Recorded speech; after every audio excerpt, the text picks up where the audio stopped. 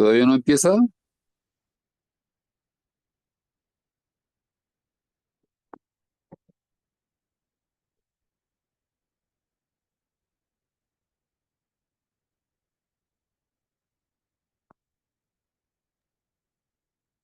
2 minutitos y comenzamos, estimado. Estaba aquí terminando de corregir una información.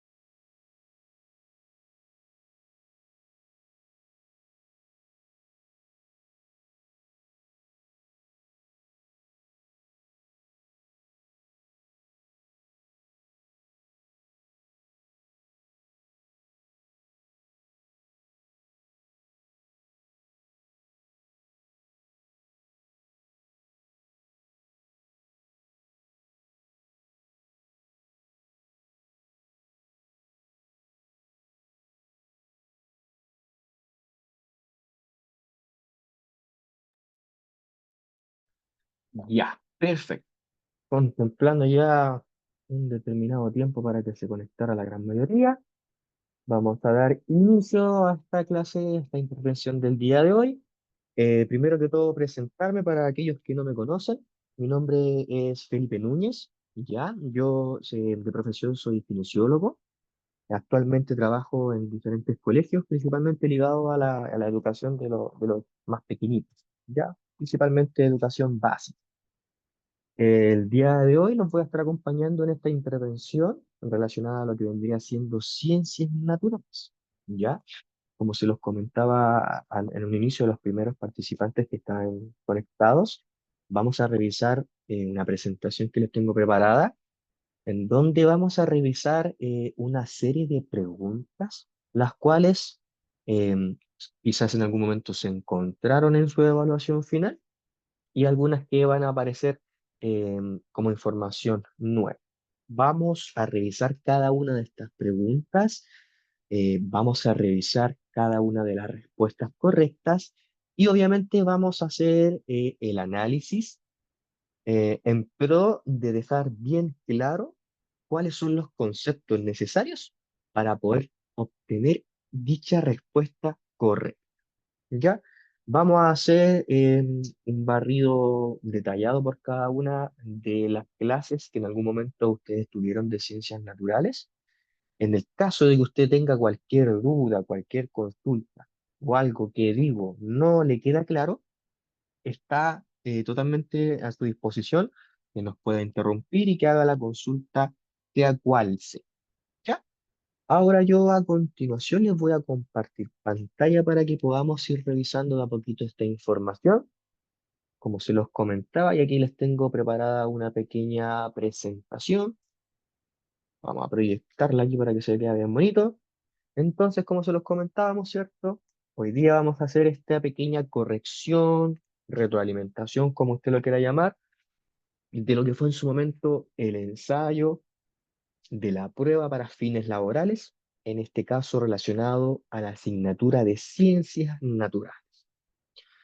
Dentro de el desarrollo de lo que fue el curso natural, de lo que vendría siendo el programa de validación de estudios, llegó un momento en donde cada uno de ustedes realizó una prueba de ensayo, ¿cierto? En la cual constaba de una serie de 8 o 10 preguntas aproximadas, extraídas de cada una de las clases que se fueron revisando, por ejemplo, reproducción celular, nutrición del cuerpo humano, ecología y medio ambiente, disoluciones químicas, conceptos relacionados con las fuerzas, el movimiento, energías, energía eléctrica y por último lo relacionado con la física, en donde se habló de el sonido. Para poder partir, vamos a hacer el inicio de esto analizando una de las primeras preguntas que quizá en algún momento usted se encontró al momento de realizar dicho ensayo. Esta pregunta hacía referencia a conceptos relacionados con la física eh, y también a conceptos relacionados con lo que vendría siendo las energías. La pregunta decía, ¿cuál de los siguientes enunciados explica por qué los neumáticos de un auto se tienden a inflar cuando está en movimiento?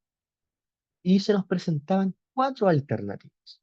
La primera decía, el aumento de la temperatura a una presión constante causa un aumento del volumen. Luego la segunda alternativa dice, el aumento de la temperatura a un volumen constante causa un aumento de la presión. Continuamos con la tercera alternativa, la cual nos dice el aumento de la masa a temperatura y volumen constante causa un aumento del volumen. Y por último, alternativa D, el aumento de la presión a una temperatura y a una masa constante causa un aumento del volumen. Si usted lo analiza detalladamente, cada una de esas alternativas tiene conceptos similares, como por ejemplo temperatura, presión y volumen. Son palabras que se repiten en cada una de esas alternativas en un orden diferente, básicamente hecho para, ¿cómo se puede decir?, hacerlos pensar o también hacerlos, ¿cómo se puede decir?, entrar en un proceso de entendimiento como tal. Ahora bien, es una pregunta bien capciosa, bien específica. Quizás aquellas personas que tienen en su poder o a su utilización un vehículo, quizás era más fácil poder responderlo. En este caso, la respuesta correcta era la segunda alternativa o la alternativa B, si usted lo quiere decir así, la cual decía que un neumático se tiende a inflar cuando está en movimiento por el aumento de la temperatura a un volumen constante, lo que va a causar un aumento de la presión. Y por eso, visualmente nosotros podríamos ver de que ese neumático se tiende a inflar. Ahora bien, ¿cómo llegamos a esta respuesta correcta? En algún momento se revisaron conceptos relacionados a las energías y se habló sobre la energía térmica. La energía térmica estaba relacionada con la cantidad de energía relacionada con el calor, con el aumento de la temperatura que un cuerpo podría producir o guardar en su interior. Si usted observa la imagen de la parte superior, aparece un cuadrado de color azul y un cuadrado de color rojo. Si vemos el cuadrado de color azul, podemos ver que en su interior existen diferentes, ¿cierto? Círculos de color celeste. Esos círculos representan a las partículas de un objeto en particular. Pongamos un ejemplo, una tetera. Si usted observa ese cuadrado celeste, puede ver de que hay una gran cantidad de partículas, las cuales están vibrando muy levemente. Eso quiere decir que, en este caso, esa tetera en su interior guarda poca energía térmica.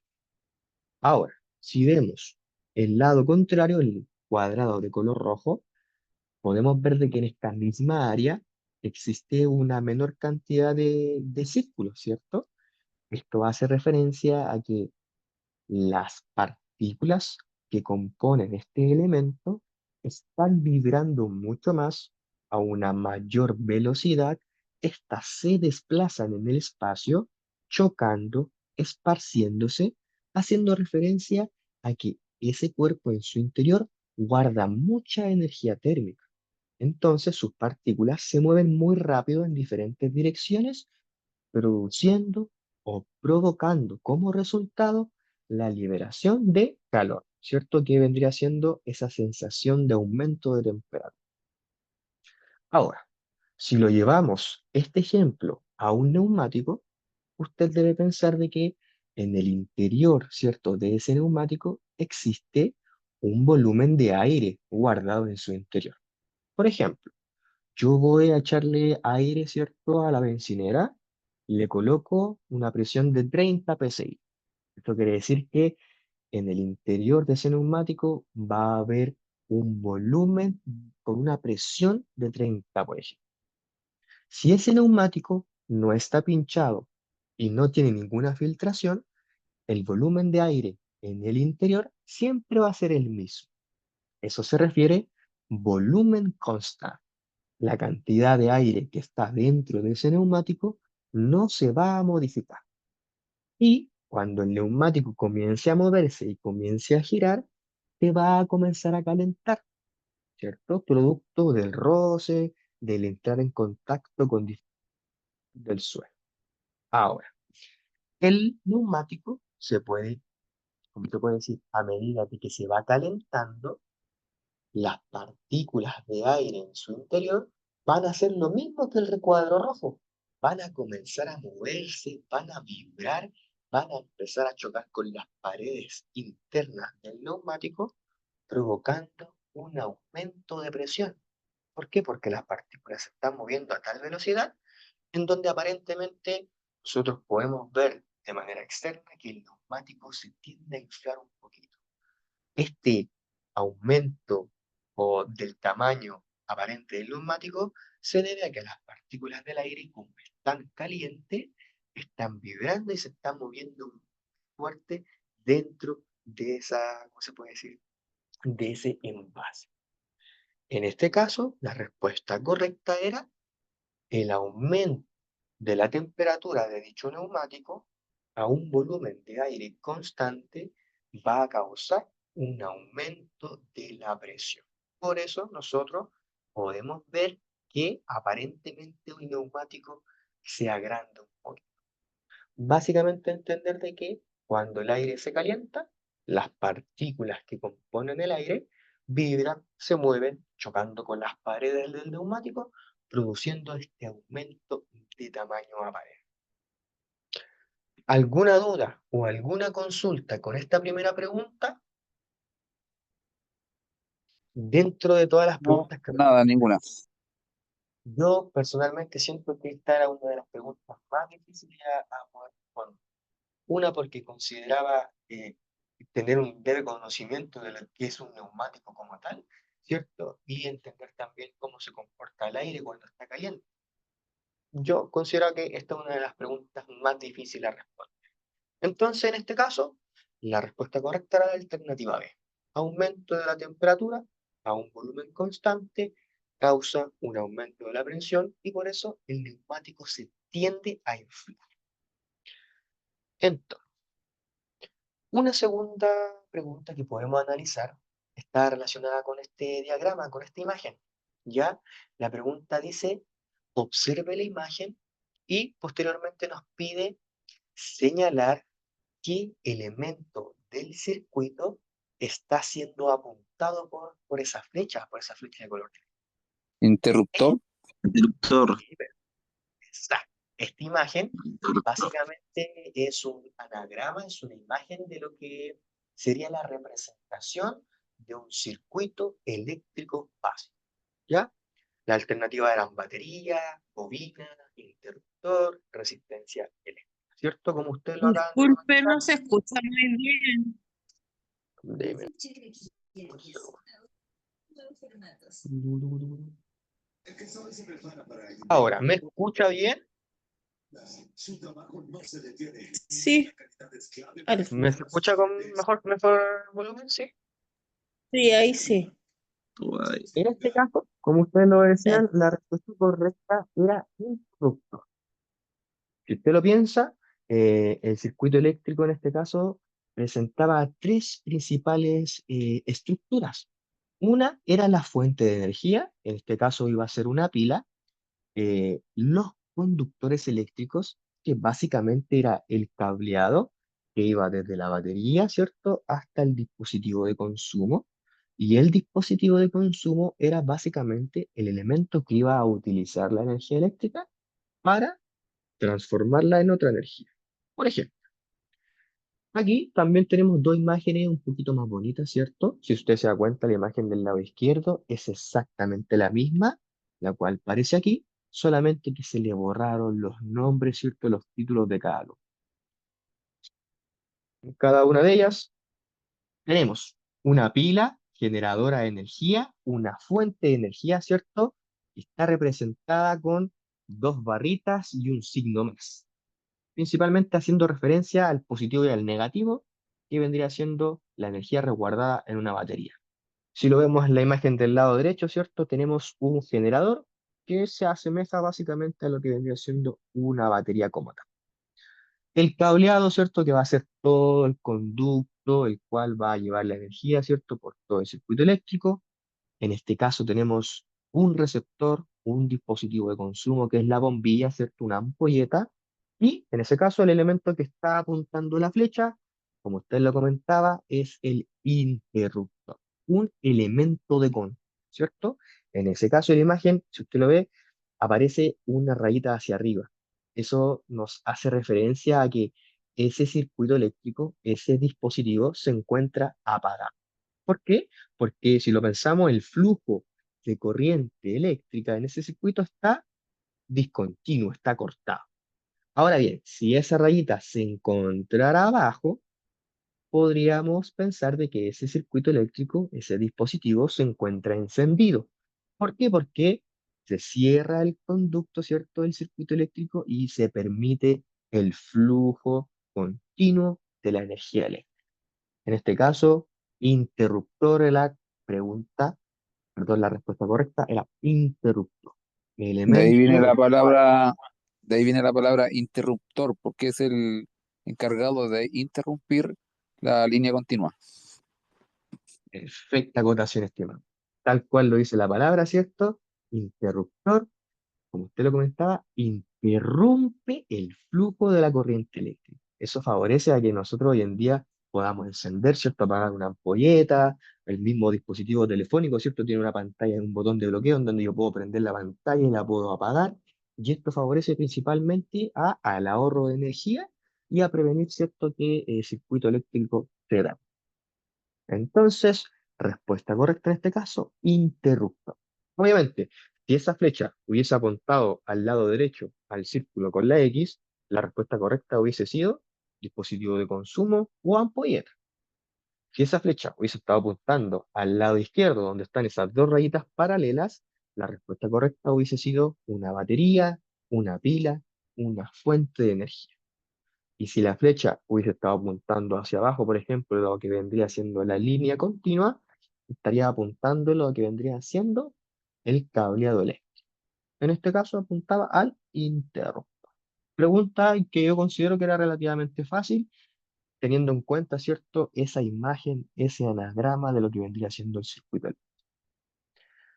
Luego, continuamos con una pregunta estaba relacionada con información extraída de la clase de ecosistema y medio ambiente, en donde en su momento se hizo el análisis, se les presentó lo que era una cadena trófica, una cadena en la cual demostraba cómo las sustancias nutritivas iban pasando de un organismo a otro, de organismos que componían una población. Por ejemplo, la pregunta en este caso decía, si se introduce un consumidor secundario a la siguiente cadena alimenticia, ¿con cuál de los organismos mostrados competirá por el alimento? Y se nos presentaba la siguiente cadena trófica, compuesta por güiros, lapas, erizos y seres humanos. Si nosotros introdujéramos un consumidor secundario a esa cadena, ¿con quién estaría compitiendo? En este Erizo, caso, el eh, erizo con la lapa, ¿no? perfecto. En este caso, la respuesta Erizo. correcta era la alternativa C, los erizos. Ahora, ¿cómo podemos llegar a esta respuesta? En su momento, ¿cierto? Se les presentó una imagen similar a esta, una cadena trófica, en donde, como se los comentaba, va describiendo cómo las sustancias nutritivas van pasando de un organismo a otro, ¿cierto? En donde un organismo se convierte en el depredador y otro organismo se va a convertir en el elemento depredador. ¿Cierto? Ahora bien, para nosotros poder hacer un análisis correcto de una cadena alimenticia o una cadena trófica, lo primero que debemos hacer es poder definir o detectar quién es el organismo productor. El organismo productor, por lo general, es una planta o un vegetal, ya que cabe destacar de que las plantas y los vegetales tienen la capacidad de producir su propio alimento. Son elementos, organismos que tienen una nutrición de tipo autótrofa, por lo tanto pueden producir su propio alimento y no necesitan extraer nutrientes de otro organismo. Si usted lo piensa, un güiro es una especie de alga y por lo tanto un alga representa la familia de las plantas, de los vegetales. Por lo tanto, el güiro en este caso va a ser nuestro organismo producto y desde aquí comenzamos la cadena.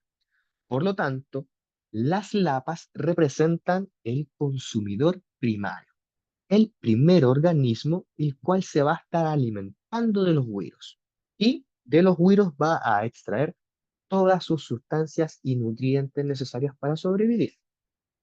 Luego, los erizos representan nuestro consumidor secundario, ya que los erizos se van a alimentar de las lapas, ¿cierto? Para poder obtener sus nutrientes. Nutrientes que en algún momento esa lapa obtuvo del huevo.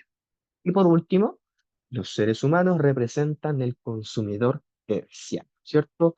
El tercer organismo, el cual entra en esta cadena, que se va a estar alimentando de los erizos.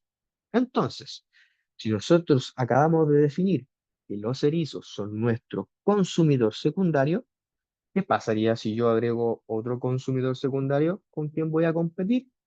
Directamente con el erizo. Por ejemplo, si yo introdujera otro consumidor secundario, podría ser un molusco, un cangrejo, alguna especie de pez que se alimente de las lapas, entonces va a estar compitiendo directamente con el erizo para poder alimentar. Por ejemplo, si nosotros vemos esa imagen y yo les preguntara a usted, ¿qué pasa si yo agrego otro consumidor terciario? ¿Con qué organismo va a competir con su alimento? Si usted observa esa imagen, nuestro consumidor terciario es el zorro.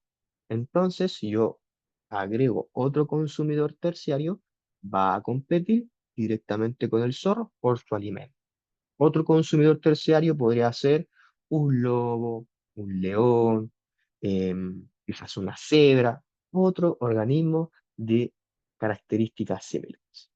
En este caso, entonces, la respuesta correcta es la alternativa C, lápiz. ¿Ya? ¿Alguna duda o alguna consulta respecto a esa pregunta? Para mí todo bien. Perfecto. Perfecto. Continuamos. Luego, nos presenta o les presentó una pregunta la cual era de desarrollo. Eso quiere decir que no tenía ninguna alternativa para poder elegir y nosotros teníamos que expresar una idea la cual estaba relacionada con esta pregunta que decía, ¿por qué la mitosis permite que los órganos crezcan durante el desarrollo embrionario? Entonces, primero que todo, aquí teníamos que tener claro que el desarrollo embrionario hace referencia a el desarrollo del organismo en su primer periodo de vida, o sea, cuando recién los óvulos se fecundaron, ¿cierto? Y recién el organismo está, ¿cómo se puede decir?, en su desarrollo como tal. O sea, nuestro primer periodo de vida, si lo pudiésemos decir así. Y por otro lado, la mitosis es un proceso por el cual la célula se iba a multiplicar. ¿Cierto? La mitosis era un proceso en donde tomando una célula inicial, una célula madre, y vamos a tener como resultado dos células hijas, las cuales eran totalmente idénticas, o sea, eran iguales a la célula madre. En este caso, en esta pregunta de desarrollo, se esperaba que en este caso ustedes, los estudiantes, pudieran responder casi esta respuesta tipo, la cual decía, la división mitótica o la división por mitosis permite obtener células idénticas a la original y así conservar su material genético. El material genético, ¿cierto? Es el ADN. Entonces, de esta pregunta se esperaba que usted respondiera que la división de la mitosis permite obtener células idénticas a la célula original y así conservar su material genético. Ahora bien, existen otras ¿cómo se puede decir? Posibilidades o posibles respuestas correctas. Por ejemplo, si usted hubiese puesto que la mitosis permite el crecimiento y la multiplicación celular necesaria para formar los diferentes tejidos y órganos del organismo en desarrollo, también hubiese sido una respuesta correcta. ¿Ya? La mitosis permite que el cuerpo y los tejidos vayan creciendo y que estas células hijas se multipliquen a gran escala. Y obviamente que cada una de las células hijas vaya formando diferentes tejidos y diferentes órganos.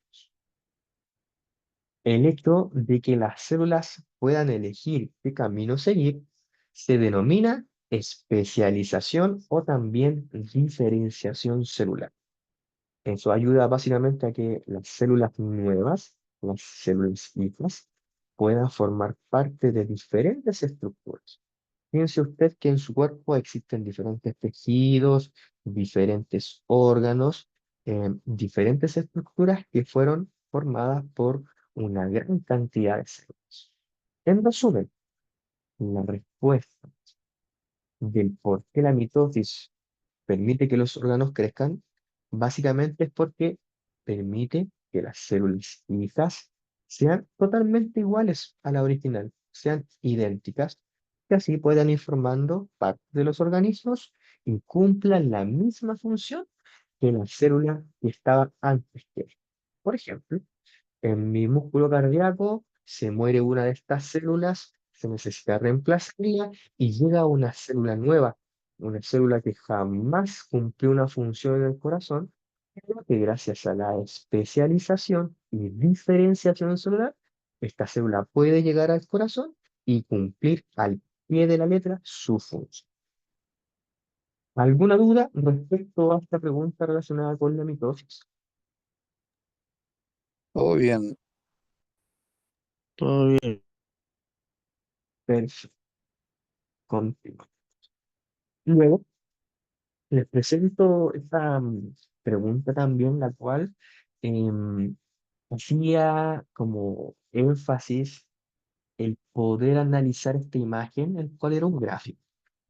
La pregunta decía, el siguiente gráfico muestra la variación de la concentración de anticuerpos de una persona que ha experimentado procesos infecciosos. De partida, entender que los anticuerpos son las células que tiene mi sistema inmune para poder defenderme frente a las enfermedades. En este caso, dice que el gráfico muestra a una persona que experimentó un proceso infeccioso, o sea, que estaba enferma, que tenía una patología. La pregunta es sí, ¿cuál podría ser una causa de que la curva haya descendido desde la semana 6? Si usted ve la imagen, lleva como título el cuadro, ese gráfico, variación de la concentración de anticuerpos. O sea, nos muestra cómo los anticuerpos aumentan o descienden en la sangre del ser humano. Por ejemplo, en mi cuerpo. Por un lado se muestra la concentración, o sea, la cantidad de anticuerpos, y hacia el otro lado, hacia la derecha, se encuentra plasmado el tiempo en semanas, desde la semana 0 hasta la semana 8. Si usted observa, desde la semana 0 hay un aumento en la curva, luego desciende hasta la semana 4 y desde la semana 4 en adelante aumenta hasta llegar a un pic cercano a la semana 6 y desde ahí la curva comienza a descender. Entonces usted debiese pensar de que desde la semana 4 esa curva comenzó a aumentar producto de que la cantidad de anticuerpos aumentó. Esto quiere decir que mi cuerpo estaba enfermo y por lo tanto esas células necesitaban defenderme frente a esa patología, frente a esa infección. Y desde la semana 6 en adelante, esa curva descendió. ¿Por qué? Se esperaba que los estudiantes respondieran que la curva descendió desde la semana 6 porque el tratamiento que se le aplicó a esta persona y a la infección ya pasó y se produjo la recuperación. Pudo ser una respuesta correcta. Quizás también usted puede decir de que desde la semana 6 en adelante los anticuerpos desaparecen porque la patología se sanó y por lo tanto estas células no tienen de qué defenderme, ¿cierto? También podríamos decir de que desde la semana 6 la curva descendió porque quizás yo tomé un medicamento el cual hizo su efecto y por lo tanto produjo la cura y la recuperación. ¿Ya? Existen diferentes, ¿cómo se puede decir?, conjugaciones de palabras, pero a grandes rasgos usted debiese entender de que los anticuerpos descienden, van desapareciendo, producto de que la enfermedad ya desapareció y por lo tanto ya estas células no tienen necesidad de estar presentes, no tienen la necesidad de defenderme frente a una patología. Y por eso, desde la semana 6 esta curva descendió, porque la patología ya se acabó, el individuo ya se curó o bien se recuperó de dicha enfermedad. Ahora, si le hubiesen preguntado por qué la curva aumenta desde la semana 4 en adelante, perfectamente hubiésemos dicho de que esa curva aumenta desde la semana 4 porque mi cuerpo se enfermó, porque tuve una patología, alguna enfermedad, ¿cierto? Alguna infección, y por lo tanto mi cuerpo necesitaba defenderse y por eso la curva aumentó, porque aumentó la cantidad de anticuerpos. En este caso, el tratamiento aplicado a la infección ha causado su efecto y por ende se observa una recuperación. Y por eso la curva desciende. ¿Les queda más o menos claro eso? ¿Alguna duda con ese gráfico? ¿Oh? Sí, ¿Entendido? profe, todo Ba- entendido. Básicamente es eso, tener la idea de que la curva desciende porque los anticuerpos desaparecen, porque ya la patología se sanó, el individuo se recuperó y por lo tanto esas células ya no son necesarias. Continuamos. Luego, esta pregunta hacía referencia a información relacionada con la física principalmente, con la clase relacionada con los conceptos de fuerza y movimiento, ¿cierto? En su momento ustedes vieron de que la fuerza era una acción, ¿cierto? La cual se ejercía sobre otro objeto y que el resultado más común y corriente era el movimiento. La pregunta decía, de un ejemplo de la aplicación de una fuerza en la vida cotidiana y fundamente su respuesta. Básicamente lo que usted tenía que hacer era ponerse a pensar en sus actividades de la vida diaria, en sus actividades de su vida cotidiana y poder plasmar un ejemplo de la aplicación de una fuerza.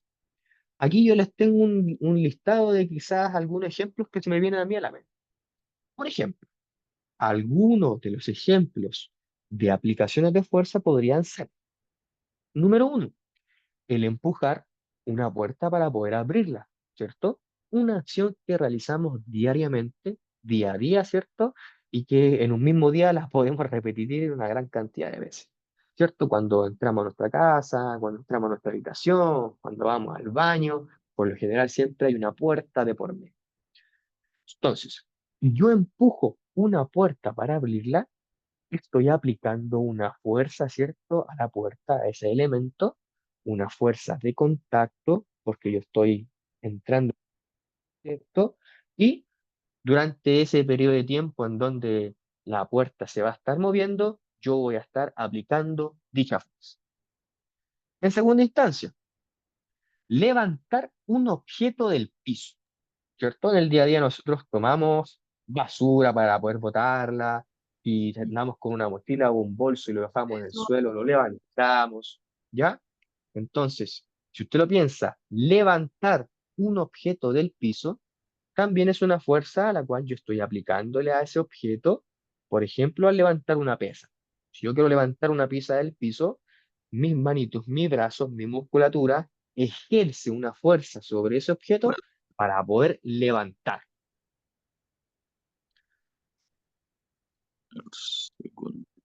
Otro ejemplo podría ser perfectamente el patear un objeto, por ejemplo, una pelota, ¿cierto? Y en su momento se analizó el ejemplo de un futbolista, el cual chuteaba una pelota, ¿cierto? Pateaba un objeto, entregando y aplicando una fuerza a este objeto redondo para que éste se moviera en el espacio. Quizá en el deporte relacionado al fútbol, esto es un ejemplo cotidiano. Por otro lado, podría ser también un ejemplo de aplicación de la fuerza, empujar un objeto, empujar una caja por el piso. Por ejemplo, en el día a día, las personas que, no sé, pues, hacemos aseo en nuestros hogares, por lo general empujamos un mueble, empujamos una mesa, ¿cierto? Cuando hacemos la cama, por lo general empujamos la cama, aplicamos la fuerza a un objeto, el cual al deslizarse va a producir un roce, ¿cierto? Con la superficie o en la fricción pertinente. Y quizás otro ejemplo de aplicaciones de fuerza podría ser lanzar un objeto por el aire. Por lo general, usted siempre está, quizás no lanzando objetos, pero yo creo que todos en la vida, en algún momento, lanzamos, por ejemplo, un papel al basurero, ¿cierto?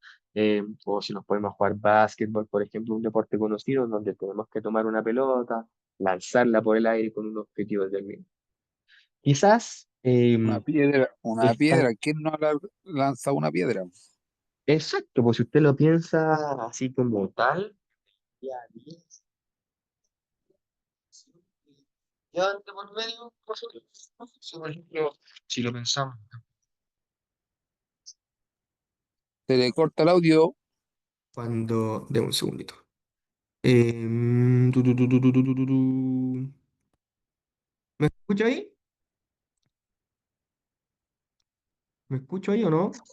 Sí, Porque, por ahora sí. ejemplo, sí, Sí, mejor. ahora se escucha. Si usted lo piensa, no sé, a veces cuando vamos a tomar el metro, ¿cierto? Y el metro está lleno, ¿qué es lo típico que hacemos? Empujar, ¿cierto? A la persona para que nos dé Ajá. espacio, digamos, caer en ese espacio, ¿cierto? O sea, si usted lo piensa, para poder responder esta pregunta, usted tenía un gran listado de posibilidades. Básicamente era que usted plasmara ¿cómo se puede decir? Que entendía qué es lo que es aplicar una fuerza. No sé, a veces cuando tomamos a nuestro hijo en brazos, estamos levantando un objeto, sea un objeto viviente o no. Día a día cargamos una mochila, cargamos un bolso, también estamos haciendo una fuerza. Al caminar, estamos caminando y estamos venciendo la fuerza de gravedad. Exacto. Entonces, en sin fin, si usted lo piensa, hay una gran cantidad de ejemplos. Ya, yo creo que esta pregunta quedó bastante clara, ¿cierto? Diferentes ejemplos en la vida cotidiana: empujar un objeto, levantar un objeto, golpear, empujar, lanzar, etcétera. Continuamos. Luego, otra pregunta relacionada con conceptos relacionados con la física.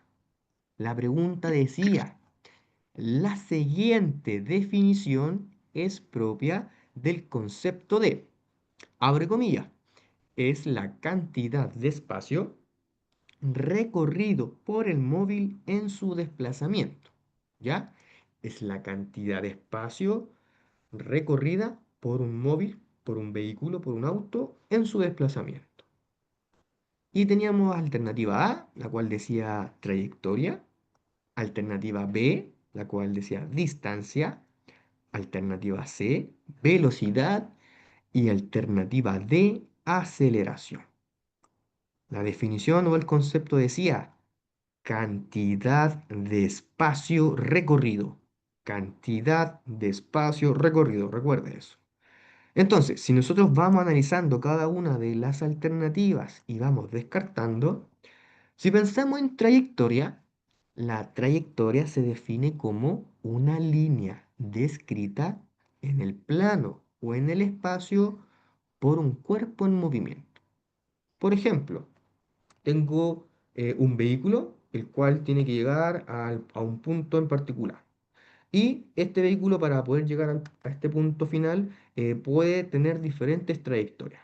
Puede ir de arriba hacia abajo, llegar a la final, puede ir de abajo hacia arriba, llegar al punto final, o puede ir en zigzag, arriba abajo. Van a ser diferentes trayectorias, diferentes caminos, los cuales va a describir el desplazamiento en el espacio. Luego, distancia habla de la longitud recorrida por un cuerpo y la distancia se mide en centímetros, milímetros, metros, kilómetros, etcétera. Unidades de medida relacionadas con la distancia. Longitud recorrida por un cuerpo. Se asemeja un poquito a lo que vendría siendo la definición, ¿cierto? Cantidad de espacio recorrido. Distancia, longitud recorrida por un cuerpo. Se asemeja mucho, ¿cierto? Si seguimos con la tercera, velocidad.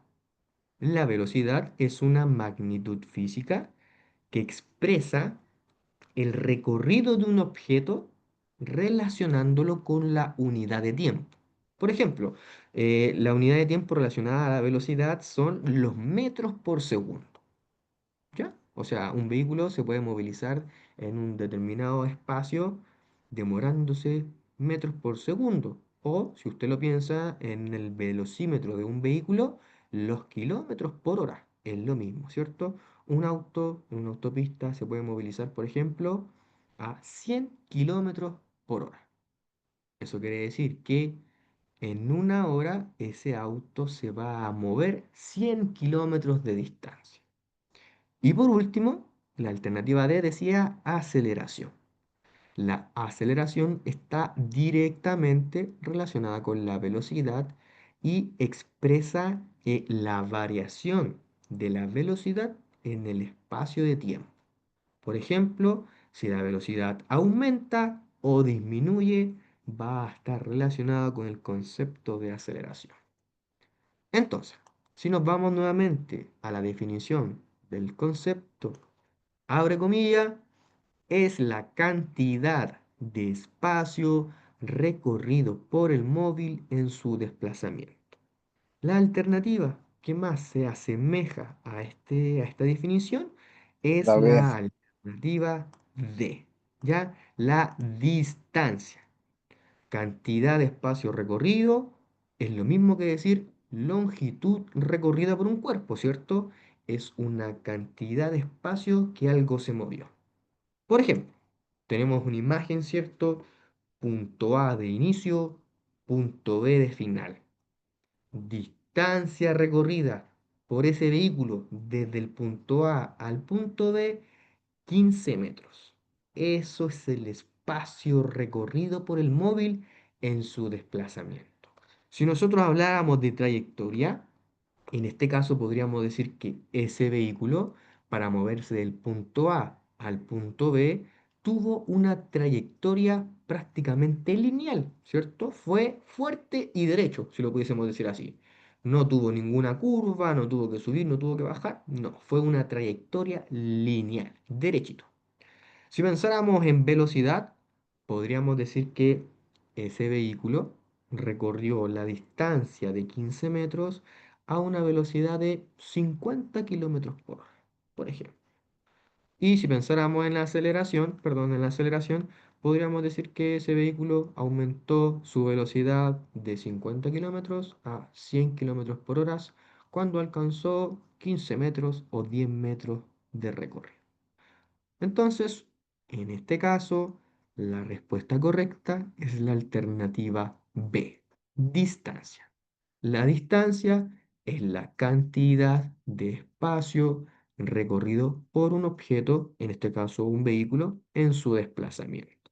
Si pensamos en ese ejemplo, la distancia de desplazamiento del vehículo fueron 15 metros. Ahora bien, siempre esto se puede representar con otra unidad de medida.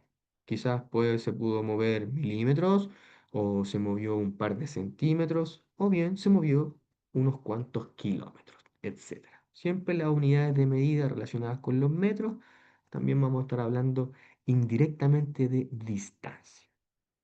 ¿Quedamos todos claros con esa preguntita? Sí, Perfecto. Todo claro. Continuamos. Luego nos encontramos con una pregunta la cual hace referencia a conceptos relacionados con la clase de disoluciones químicas, en donde se hablaron sobre conceptos relacionados con el soluto, el solvente, ¿cierto? Y a una mezcla homogénea como tal. Y también se habló sobre un concepto denominado como solubilidad. Y la solubilidad era una capacidad que tenía el soluto, o sea, el elemento que yo quiero disolver, para poder relacionarse con el disolvente, que por lo generalmente era agua, y así poder disolverse. Habían algunos elementos que tenían mayor afinidad con el agua, por lo tanto tenían una mayor solubilidad, ¿cierto? Se disolvían más rápidos. Y otros elementos tenían menor afinidad con el agua y por lo tanto menor solubilidad. O sea, iba a costar más que dicho elemento se disolviera. En este caso, la pregunta dice, ¿existen factores que condicionan la solubilidad de una solución? Para poder aumentar la solubilidad de una solución de café con leche líquida, se requiere aumentar dos puntos. Si yo quiero aumentar la solubilidad de café con leche líquida, tengo que aumentar, alternativa A, tengo que aumentar la cantidad de café. tu café. Alternativa B, tengo que aumentar la cantidad de soluto. Alternativa C, debo aumentar la cantidad de solución. O alternativa D, debo aumentar la cantidad de leche líquida. Ahora vamos a hacer lo mismo. Vamos a ir analizando cada una de las alternativas. Si nosotros queremos aumentar la solubilidad de esta solución, lo que estamos tratando de hacer es que tener una cantidad de café y disolverlo en leche líquida. ¿Cómo yo hago o cómo logro poder disolver una mayor cantidad de café? Alternativa A. Si aumento la cantidad de café en una taza, voy a estar aumentando el soluto. Por ende, voy a tener como resultado una solución más concentrada en café o saturada. Por ejemplo, si yo tengo una tacita, la cual está a la mitad de leche, yo le voy a poder dar 2 o 3 cucharadas de café, las voy a revolver y voy a tener una solución concentrada. Pero si yo le agrego 3 cucharadas más a esa misma cantidad de leche, voy a saturar el disolvente, por lo tanto no voy a poder seguir disolviendo el café. Y el café se va a depositar abajo, en la base de la taza. Alternativa 2, alternativa B, dice aumentar la cantidad de soluto. El soluto es el elemento el cual yo quiero disolver, o sea, el café. Estamos hablando lo mismo en palabras diferentes. Si aumento la cantidad de soluto, lo que estoy haciendo es aumentar la cantidad de café, lo mismo que la alternativa anterior. Por ende, hago una solución más concentrada o saturada de soluto. Soluto igual café en este caso. Vamos con la alternativa 3. Alternativa C dice aumentar la cantidad de solución. Si yo aumento la cantidad de la solución, solo voy a estar aumentando el volumen de mi mezcla. Por ejemplo, si yo tengo, ¿cierto?, esta taza la cual está llenita hasta la mitad de leche y yo le agrego 3 cucharadas de café. Si yo le agrego el doble, voy a tener, no sé, si en un principio tenía 500 ml, luego voy a tener un litro de exactamente la misma solución, con la misma cantidad de café y con la misma cantidad de leche. En cambio, si yo aumento la cantidad de leche líquida, voy a estar aumentando la cantidad de disolvente y por ende voy a poder disolver una mayor cantidad de café. Entonces, para poder aumentar la solubilidad, en este caso, de una solución de café con leche, yo lo que voy a tener que hacer es aumentar la cantidad de leche. Si yo aumento la cantidad de leche, voy a tener una mayor cantidad de volumen, de líquido. Y eso me va a favorecer de que yo pueda seguir disolviendo una mayor cantidad de café.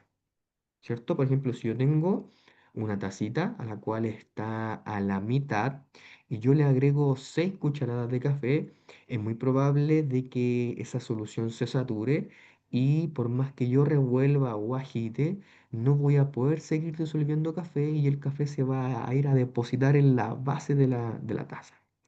Ahora bien, si yo relleno esa taza por completo, ese café que en un principio no pude disolver, ahora como yo tengo una mayor cantidad de agua, mayor cantidad de disolvente, ese café se va a mezclar y se va a diluir mucho más fácil. En un momento, en este caso obviamente la alternativa correcta era la alternativa D. Si yo aumento la cantidad de leche, aumento la cantidad de líquido y por lo tanto el café se va a disolver mucho más rápido. Si pensáramos en una taza de café o una taza de té a la cual yo le estoy agregando azúcar, exactamente lo mismo. Si yo tengo una taza que está a la mitad llenita con agua y le agrego 5 cucharadas de azúcar, es muy probable de que el azúcar se deposite en la base de la taza y no se pueda disolver. Pero si yo lleno esa taza con agua, voy a lograr o voy a favorecer a que toda el azúcar se pueda disolver en un 100%. Existen algunos factores que ayudan a que una solución se pueda producir o que un elemento se pueda disolver. Entre los más importantes encontramos la temperatura. Si nosotros aumentáramos la temperatura de la leche, podríamos disolver mayor cantidad de café. Si nosotros con una cuchara agitamos, ¿cierto? O revolvemos el contenido dentro de esa taza, también vamos a favorecer de que las partículas de café se esparzan, entren en contacto con la leche, facilitando su disolución. Y obviamente, si yo agrego una mayor cantidad de disolvente, voy a tener más leche, más líquido y por lo tanto voy a poder disolver una mayor cantidad de café. ¿Cierto? Aquí tenemos una imagen en donde tenemos diferente, una progresión, ¿cierto? De una taza a la cual se le introduce café y de a poco este se va a ir entremezclando con el, como en este caso, con el agua. En el primer lugar tenemos, ¿cierto? Una capa de café, una capa de agua, la cual de a poquito se va entremezclando, se van entrelazando hasta favorecer de que el café se disuelva por completo, teniendo como resultado, ¿cierto? Ese vasito con una agüita marrón, ¿cierto? Con un sabor y un color en particular. Si usted observa la imagen de abajo, entre mayor cantidad de disolvente, entre mayor cantidad de agua, en este caso, entre mayor cantidad de leche, yo voy a poder lograr de que este líquido entre en contacto con las moléculas del café y las pueda disolver de una manera mucho más fácil. Si yo tengo una poca cantidad de agua, tengo una menor probabilidad o posibilidad de que las partículas que componen el café se disuelvan. A comparación de que si yo tengo un alto volumen de disolvente, en este caso agua o leche, voy a favorecer de que este líquido entre en contacto con las partículas de café mucho más rápido, a mayor escala, y así lo disolvemos mucho más rápido. Lo podemos pensar con un ejemplo con azúcar, con bicarbonato, cuando hacemos una jalea, por ejemplo, cuando hacemos una masa, etcétera. Entre mayor cantidad de líquido yo tenga, entre mayor cantidad de disolvente, yo voy a poder favorecer la solubilidad, o sea, que el elemento que yo quiero disolver se disuelva más rápido y más fácilmente. ¿Alguna duda o consulta relacionada con esta pregunta?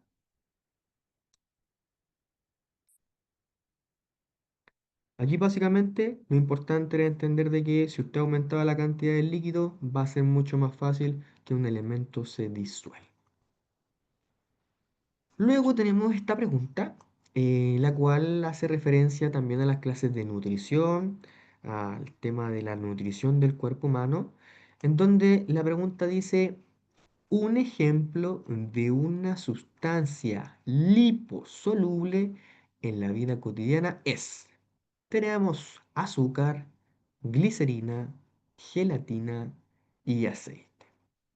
Cuando usted lee, oye o escucha la palabra liposoluble, estamos hablando de una sustancia que se puede disolver en sustancias que tienen características de grasas y aceites. Por ejemplo, el azúcar, la alternativa A, por lo general y siempre es hidrosoluble, es decir, se disuelve fácilmente en agua, ¿cierto? Cuando nosotros nos hacemos un té, el azúcar se disuelve muy rápidamente, ¿cierto? Dentro de este líquido. Si pensamos en la glicerina por lo general se utiliza principalmente en métodos o en actividades relacionadas con las curaciones, con el ámbito médico. Y la glicerina también se disuelve muy fácil en agua. Por lo tanto, la glicerina es una sustancia hidrosoluble, soluble en agua. La alternativa C, gelatina.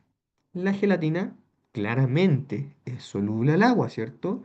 Por ejemplo, cuando nosotros hacemos una jalea, tenemos un polvo, el cual al mezclarse con agua, principalmente con agua caliente, se disuelve muy rápidamente, dando como resultado, ¿cierto?, la formación de este gel, de la gelatina como tal. Y por último tenemos la alternativa D, la cual dice aceite. Si usted lo piensa, el aceite es una sustancia la cual tiene características relacionadas con las grasas, ¿cierto? El aceite básicamente es una grasa líquida. Por lo tanto, si yo mezclo aceite con aceite, voy a poder obtener una mezcla homogénea. En este caso, la alternativa correcta era la alternativa D, el aceite. ¿Qué sustancia de estas cuatro es liposoluble? O sea que se puede disolver en aceite, el aceite como tal, valga la redundancia. Nosotros en el día a día estamos expuestos a diferentes sustancias. Los dos grupos más grandes y más representativos son las sustancias hidrosolubles y las sustancias liposolubles. Cuando hablamos de hidrosolubles, son aquellas que se disuelven fácilmente en agua, producto de que el agua puede interactuar directamente con las moléculas y así formar una solución o una mezcla. Por otro lado, una sustancia liposoluble es aquella que solo se puede disolver en grasas, aceites o solventes orgánicos no polares, o sea, que no tengan una carga negativa o positiva de por medio. Como por ejemplo el benceno y el tetracloruro de carbono, que es un dato freak.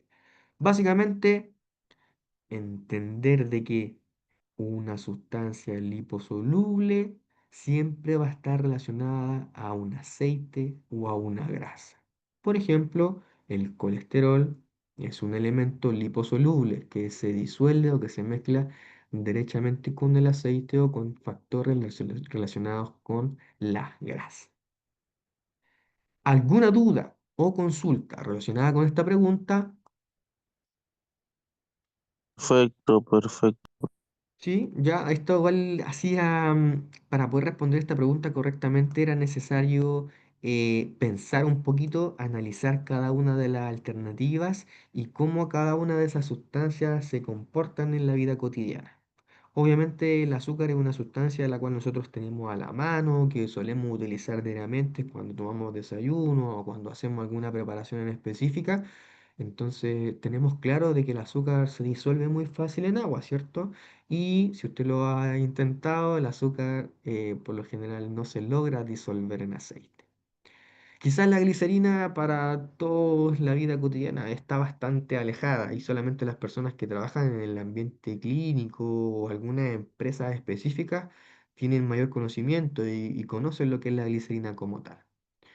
Por otro lado, la gelatina, la jalea, ¿cierto? Quizás también es algo que está a la mano de nosotros, que podemos observar su comportamiento cuando hacemos una jalea, cómo este polvo se mezcla con el agua y da como resultado, ¿cierto?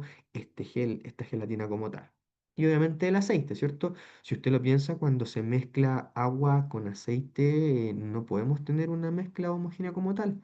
Si yo tengo un vasito y le coloco la mitad de agua y la mitad de aceite, por más que yo agite, por más que yo revuelva, por más que aumente la temperatura del líquido, esas dos sustancias no se van a mezclar, ¿cierto? Uno, porque el aceite es liposoluble, solamente se va a poder disolver en una sustancia grasa, no en agua. Porque si el aceite se disolviera en agua, sería una sustancia hidrosoluble, pero no lo es. Perfecto. Luego tenemos otra pregunta también relacionada con el tema nutricional, con las clases relacionadas con la nutrición del cuerpo humano, la cual decía, mencione una característica que poseen los alimentos no saludables desde la mirada nutricional. Si usted lo piensa, ¿cierto? Todos los elementos, todos los alimentos que nosotros tenemos incorporados en nuestra dieta, en su interior tienen algunos elementos, materias primas, nutrientes y elementos que nuestro organismo utiliza a su favor. Vitaminas, ¿cierto? Azúcares, energía, diferentes tipos de nutrientes. Ahora bien, los alimentos no saludables tienen ciertas características que son sumamente claras. Por ejemplo, una de las características que poseen los alimentos no saludables desde la mirada nutricional es principalmente su alto contenido de grasas saturadas, alto contenido de azúcares añadidos y de sodio, o también denominado como sal. Por ejemplo, hoy en día en Chile, ¿cierto? Existe la ley de etiquetado de los alimentos, en donde cada uno de los alimentos que nosotros podemos ver, por ejemplo, en el supermercado, ¿cierto? Tienen sellos. Sellos que te indican si estos son altos en grasas, altos en azúcares, altos en sodio, etcétera, en pro de favorecer de que la población chilena, ¿cierto?, pueda tener una alimentación más sana. ¿Por qué? Porque estos alimentos no saludables son súper negativos para la salud del cuerpo humano. ¿Por qué? Primero que todo, los elementos que tienen altos porcentajes de grasas saturadas elevan el colesterol. El colesterol es la grasa presente en Tengo nuestras una arterias. pregunta, Dígame. pero los alimentos que está malo para la humanidad, aceite también, azúcar, son malos. Exacto, exacto. Todo lo que sea grasas, azúcares en exceso y el sodio, o también denominado como sal, van a ser perjudiciales para la salud. En primera instancia, las grasas por lo general producen enfermedades cardiovasculares. Esto quiere decir que se depositan en las arterias, inclusive llegando al punto en donde se tapa una arteria y se interrumpe el flujo sanguíneo. Eso suele suceder en un infarto, en un accidente cerebrovascular, por ejemplo. Luego, azúcares añadidos. Por lo general, los alimentos no saludables tienen altos niveles de azúcar. Por ejemplo, una bebida gaseosa. Los altos niveles de azúcares contribuyen en primera instancia a aumentar de peso y a padecer una patología denominada como obesidad. Obviamente la obesidad está relacionada con la diabetes. La diabetes es una patología la cual se produce cuando nuestro cuerpo, em, ¿cómo se puede decir? No tiene la capacidad de tomar el azúcar que está flotando en nuestra sangre para poder ser utilizada. Entonces el azúcar se mantiene en nuestra sangre flotando por todo nuestro cuerpo, dañando a todos los tejidos habidos y por haber. riñones, páncreas, estómago, huesos, articulaciones, etcétera. Incluso nuestro cerebro, nuestro sistema nervioso central. Y obviamente, si nosotros estamos comiendo constantemente elementos que tienen muchas azúcares, mis dientes se van a dañar y van a aparecer, ¿cierto? Las denominadas como caries. Y por último, exceso de sodio o exceso de sal. El exceso de sal en en los alimentos puede causar hipertensión arterial y problemas renales. Cuando nuestro cuerpo tiene una gran cantidad de sal, una gran cantidad de sodio, por lo general comenzamos con problemas relacionados con la retención de líquidos. Se nos Profesor, inflama la... Dígame, yo en la mañana dígame. no tomo azúcar. Si yo tomo azúcar, para pasarlo todo el día está enfermo. Azúcar ¿Ya? malo para mí. Exacto, sí, pero es que si usted lo piensa, em, dentro de nuestra dieta, de los alimentos que nosotros comemos el día a día, todos los alimentos tienen grasa, todos los alimentos tienen azúcar y todos los alimentos tienen sodio. La diferencia es que algunos alimentos tienen mucha cantidad de esto y otros tienen una cantidad más aceptable. Sin duda, las grasas, el azúcar y el sodio son necesarios para que nuestro cuerpo funcione. Por ejemplo, para que tengamos energía, para que nuestro cuerpo se mantenga nutrido y podamos mantenernos con vida, sanos. Pero si estos alimentos que nosotros estamos comiendo tienen estas sustancias en altos contenidos, en altas cantidades, a lo largo del tiempo, sí o sí, nosotros nos vamos a ver afectados con alguna patología u enfermedad. Por ejemplo, algunos alimentos no saludables, ¿cierto? Relacionados con la comida rápida principalmente. Papa frita, galleta industrial, algunos refrescos azucarados. Por ejemplo, aquí hay una imagen también. Comida rápida principalmente, comida que tienen altos contenidos calóricos, altas calorías, alta grasa, que por lo general está relacionado a una fritura, a la utilización de altos niveles de azúcar, ¿cierto? Por ejemplo, tenemos papas fritas, una hamburguesa, una pizza, tenemos pastelitos, las típicas cabritas, ¿cierto? Los dulces. Que si usted se los come una vez a las miles o con un periodo de tiempo como de separación, no hay mayores problemas. Pero si usted lo piensa, si está todos los días alimentándose con esto, a la larga sí o sí vamos a tener consecuencias para nuestro funcionamiento, para nuestro cuerpo. Ejemplos de todo lo contrario, de alimentos saludables: verduras, hortalizas, frutas, derivado de los lácteos, huevo, queso, leche, mantequilla, elementos que por lo general están relacionados con lo orgánico, con lo que viene de la tierra en sí, ¿cierto? Verduras, zanahorias, tubérculos como el zapallo, la papa, vegetales y elementos que también en su interior tienen altas cantidades de agua, ¿ya? Por ejemplo, Profesor, una fruta, dígame. pero la mayoría la fruta y comida en Chile, todo tiene químico. Exacto. Sí, pues si usted lo piensa, las grandes industrias, por ejemplo, lo que vendría siendo la agronomía, para poder favorecer de lo que ellos han plantado se crezca de la manera correcta y que posteriormente lo puedan vender, todos los agricultores tienen que asegurarse de que lo que está plantando y lo que se está cosechando dé buenos resultados, ¿cierto? Y por lo general se utilizan algunos químicos de por medio para poder favorecer a que los alimentos que nosotros tengamos en nuestra casa sean de buena calidad, ¿cierto? Los denominados como alimentos transgénicos, algunos elementos que han sido modificados genéticamente para favorecer que cuando lleguen a nuestra casa lleguen en buen estado. Principalmente, por ejemplo, los tomates. Los tomates, cuando usted va al supermercado y compra tomates, usted debe pensar que ese tomate hace mucho tiempo fue sacado de la tierra.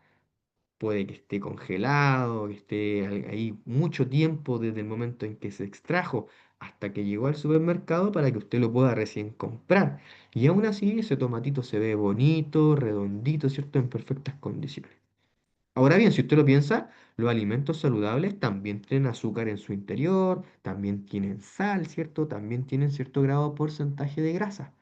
Pero si usted lo compara con lo que vendría siendo la comida rápida o la comida menos saludable, estas proporciones son mucho menores.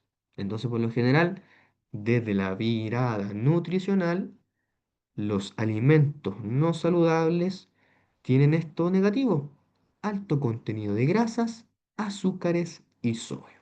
Entonces, si a usted le preguntara desde la mirada nutricional cuál es la característica que posee un alimento no saludable, es que tienen altos contenidos de grasa, tienen altas cantidades de azúcares o altas cantidades de sodio.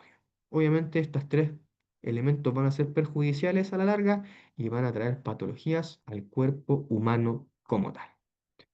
Ya, perfecto. Entonces, con eso finalizaríamos. ¿Ya? Don Juan No te, Zapata acaba de dar su no te mensaje. escucho, No se preocupe, todo esto va a quedar grabado. no te escucho. Posteriormente se les vaya a hacer envío a ustedes para que lo puedan reproducir o puedan Aló, repetir en el caso de que sea necesario. Dígame, estimado,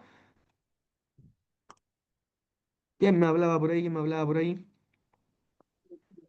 Profe, yo he pedido las clases, pedí la clase del lunes de ayer y no me han llegado. Se la pedí a la señorita Claudia. Ya, yo creo, señorita, que están esperando a que se completen las 4 clases de reforzamiento para enviárselas todas juntas, ¿ya?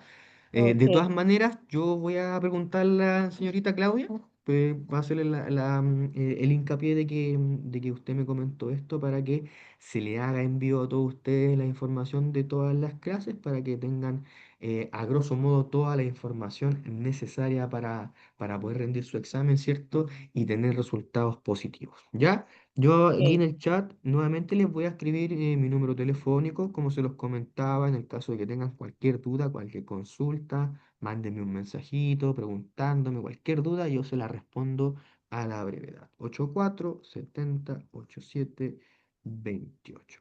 Felipe Núñez, en este caso, vamos a colocarle que es de ciencias. Ciencias. Ya, perfecto. Cualquier duda, cualquier consulta en el chat, le acabo de dejar mi número guardadito. Te me mando un mensaje, un WhatsApp y yo se lo respondo a la brevedad. Si necesita que le mande algún videíto o alguna información extra, todo lo que sea habido y por haber necesario, yo se lo puedo enviar, no hay ningún tipo de problema. Prof, ¿Ya? ¿me puedes ¿Alguna dictar duda o alguna el número, consulta que por haya favor? quedado en pendiente? Prof, no ver el número. Espérame, repítame la pregunta, por favor, estimado. Que no vio el El número, número, pero lo vi. Mire, se lo dicto en voz alta, ¿tiene dónde anotar? A ver. No se preocupe, yo lo espero. Anote ahí en un papelito, en su mismo teléfono. Sí, En mi número es el más 569 ochenta espérame. y cuatro Cinco seis seis nueve nueve sí, 84 84 70 70 87 87 28. 12. Vale, ochenta y gracias. cuatro 70 87 28. Ese es mi número. Felipe ahí para que Vale, me guarde. ¿Ya? Cualquier vale, duda, cualquier consulta, lo más mínimo que sea, no tenga vergüenza, pregúnteme nomás y yo le respondo a la brevedad. ¿Ya? Para su tranquilidad, igual vale. esta clase está siendo grabada. Vamos a dejarla guardada enseguida para que se la puedan compartir posteriormente. Perfecto. Entonces. Si no hay otras preguntas o alguna duda que usted me quiera hacer, damos por finalizada esta clase de reforzamiento. Si usted desea cualquier consulta, me manda un mensajito, como lo vuelvo a repetir, no hay ningún tipo de problema. Pregúnteme lo que sea que se le ocurra, cualquier cosita, no tenga ningún tipo de vergüenza. Ya, desearle desde ya la mejor de las suertes, que les vaya muy bien. Espero realmente que finalicen este proceso de manera positiva, y que puedan poder, ¿cierto?, finalizar todo esto, este proceso relacionado con el estudio de manera positiva. Ya, desde ya, darle las gracias a todos ustedes por conectarse, por la atención, y si Dios quiere, en algún momento nos volveremos a encontrar. Ya, un saludo a todos ustedes, que tengan una muy Muy buena agradecido, jornada, muy que agradecido, mañana Edgar. tengan una buena finalización de la semana y que tengan un buen fin de semana para descansar. ¿Ya? Vale, Muchísimas Gracias, profe. gracias, que les vaya súper bien. Ahí me habló en el chat Don Muchas Rollens gracias. Tips. Ya, Don Rollens, si usted desea guardar mi número y me escribe por interno, yo le puedo ayudar en lo que usted necesite, ¿ya? Cualquier cosita, mándeme un mensajito, yo le voy a responder aquí para que de nuevo quede el número guardado. Cualquier duda, cualquier consulta, Don Roles, me escribe nomás y yo le respondo gracias, enseguida. gracias, ¿Ya? profe. Le La mandé buena nomás un noche. mensajito. Ya, muchísimas gracias a todos ustedes, que les vaya súper bien, Igualmente. y éxito, en la mayor de las suertes a cada uno de ustedes.